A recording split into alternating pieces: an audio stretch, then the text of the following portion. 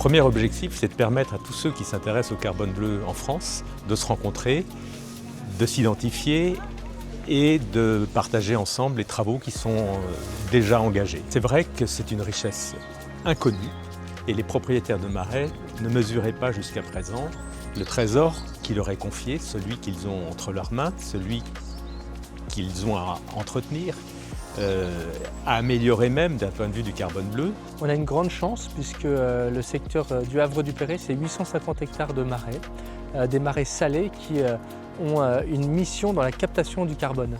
Et la communauté de communes Vendée Grand Littoral, en tant que gestionnaire de ces marais, au titre notamment de Natura 2000, on a un rôle primordial dans l'entretien de ces marais, ces espaces remarquables qui sont co-gérés avec la communauté de communes et avec l'ensemble des propriétaires qui ont évidemment un rôle très éminent dans ces milieux.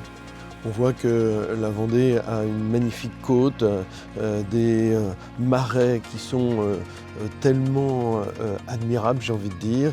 Eh bien, la Vendée doit montrer l'exemple avec ces marais, à la fois continuer à pouvoir les exploiter et à la fois pouvoir stocker ce CO2.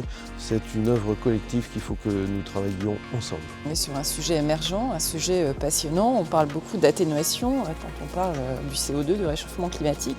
Mais il y a aussi le sujet de l'adaptation. Précisément, les marais et les marais salés en l'occurrence sont des puits de carbone qui vont permettre une certaine adaptation au réchauffement. Mais globalement, les marais vont capter, séquestrer du carbone, c'est des habitats de biodiversité. Et comme je disais, c'est aussi des zones tampons, des zones qui vont nous protéger contre les événements extrêmes. Donc ils sont très importants à préserver. Et ensuite, c'est du cas par cas local. Il faut étudier chaque marais et c'est ce qu'on va présenter aussi pendant ces assises du carbone.